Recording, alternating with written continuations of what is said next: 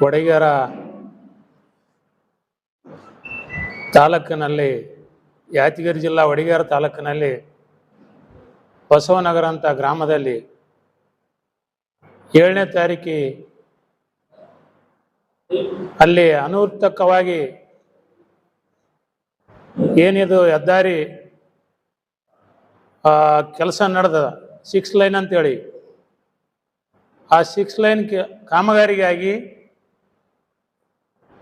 ಈ ಕ್ವಾರಿಯನ್ನು ರೈತರ ಒಂದು ಜಮೀನಲ್ಲಿ ಕ್ವಾರಿಯನ್ನು ಬೇಕಾಬಿಟ್ಟು ಖರೀದಿ ಮಾಡಿ ಆ ಮೈನಿಸಿದವರಾಗಲಿ ಈ ತಹಶೀಲ್ದಾರ್ ಅವರಾಗಲಿ ಆ ಪರ್ಮಿಷನ್ ಇರಲಾರದೆ ಯಾವುದೇ ಒಂದು ಜಮೀನಲ್ಲಿ ಈಗ ಅವರು ತೆಗಿಬೇಕಾದ್ರೆ ಅವ್ರ ರೈತನೇ ತೆಗಿಬೇಕಾದ್ರೆ ಅವ್ರು 3 ಫೂಟ್ ತಳಗಡೆ ತೆಗಿಬೇಕಾದ್ರೆ ಒಂದು ಪರ್ಮಿಷನ್ ಬೇಕಾಗ್ತದೆ. ಮೈನಿಸಿದವರು ತಹಶೀಲ್ದಾರು ಆರೋಯ ಅದು ಯಾವುದೇ ಇರಲಾರ ಅವರು ಸುಮಾರು 30 ಫೀಟು ಆಳವಾಗಿ ತೆಗೆದಾರ. ಮತ್ತೆ ಆ ಸ್ಕೂಲಿನ ಲೇಸಿ 100 ಮೀಟರ್ದಲ್ಲಿ ತೆಗೆದಾರ.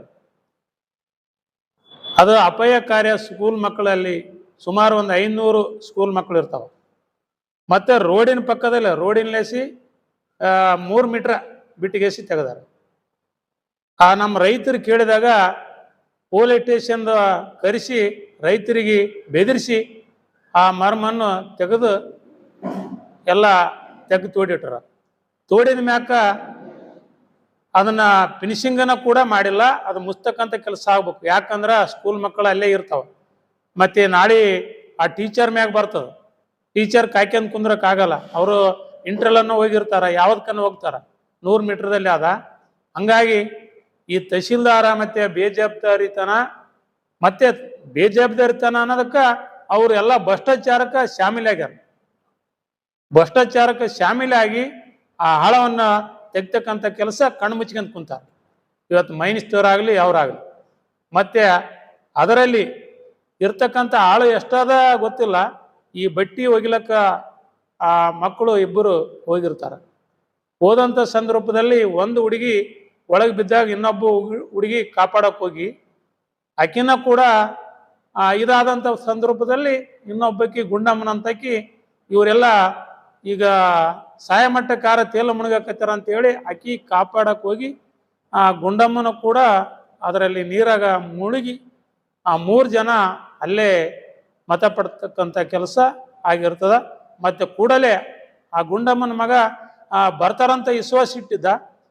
ಬೈಲಿಗೆ ಬರ್ಲಾರ ಕಾರಣಕ್ಕ ನಮ್ಮ ಅಮ್ಮವರು ಒಳಗೆ ಮುಳುಗಿದಾರ ಅಂತೇಳಿ ಅವನು ಓಡಿ ಬಂದಾಗ 3 ಜನ ಹೋಗಿ ಅಲ್ಲಿ ತೆಗಿತಕ್ಕಂಥ ಕೆಲಸ ಆ ಬಾಡಿ ಆಗ್ಯದ.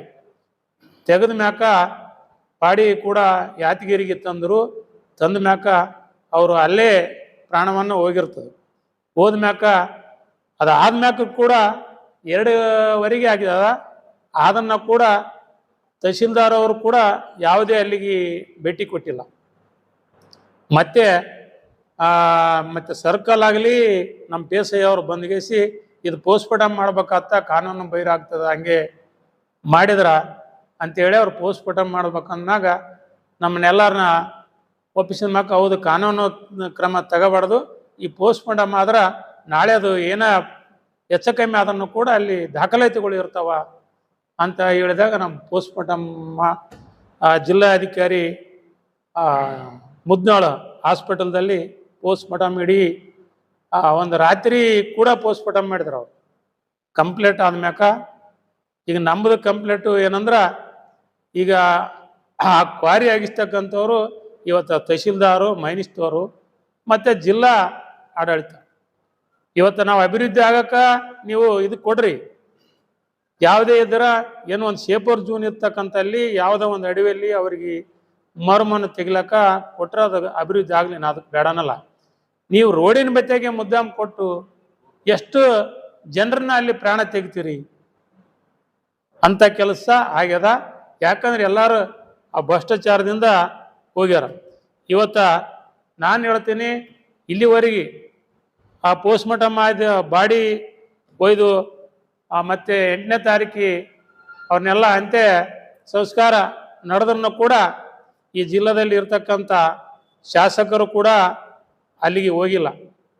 ಮತ್ತೆ ಸ್ಥಳೀಯ ಮತ್ತೆ ಈಗ ಉಸ್ತುವಾರಿ ಮಂತ್ರಿ ಕೂಡ ಅವರು ಈಗ ಇದಾಗ್ಯಾರ.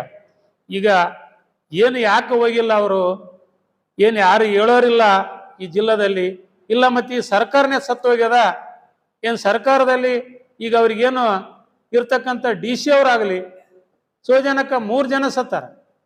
ಅಲ್ಲ ಉಸ್ತುವಾರಿ ಇರ್ಲಿಕ್ಕಂದ್ರೆ ಡಿ ಸಿ ಅವರನ್ನು ಹೋಗ್ಬೇಕಾಗಿತ್ತಲ್ಲ, ಡಿ ಸಿ ಅವ್ರು ಯಾಕೆ ಹೋಗಿಲ್ಲ ಅಲ್ಲಿಗೆ?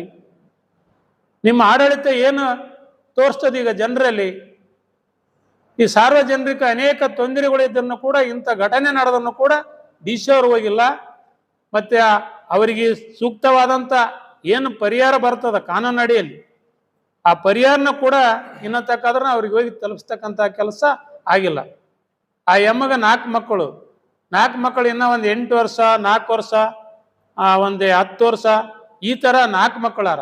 ಆ ಕುಟುಂಬ ಈಗ ಮಕ್ಕಳ ಪರಿಸ್ಥಿತಿ ಏನಾಗ್ತದ? ಇವರು ಕೂಡಲೇ ಹೋಗಿ ಅಲ್ಲಿ ಭೇಟಿ ಕೊಟ್ಟು ಸೌಜನ್ಯಕ್ಕಾಗಿ ಈಗ ಒಂದಿಷ್ಟು ಪರಿಹಾರ ಆಗಲಿ, ಏನು ಕಾನೂನು ರೀತಿಯಲ್ಲಿ ಬರ್ತಕ್ಕಂಥದ್ದು, ಮತ್ತೆ ಅಲ್ಲಿ ಡಿ ಬಿ ಎಲ್ ಕಂಪನಿ ಅವರು ಕೂಡ ಅದನ್ನ ಅಗದು ಅವರು ಅದು ಕಾನೂನು ಬೈರವಾಗಿ ಆಗದಾರ. ಅದು ಸ್ಕೂಲ್ನಲ್ಲಿ ಇರುವುದರಿಂದ ಕೂಡಲೇ ಅದನ್ನು ಮುಚ್ಚಬೇಕು. ಮತ್ತೆ ಅವರು ಸತ್ತಂತ ಕುಟುಂಬಗಳಿಗೆ ಆ ಪರಿಹಾರ ಕೊಡ್ಬೇಕು. ಅವರು ಸತ್ತಂತವರಿಗೆ ಪ್ರತಿಯೊಬ್ಬರಿಗೆ 20 ಲಕ್ಷದಂತೆ ಪರಿಹಾರ ಕೊಡ್ಬೇಕು.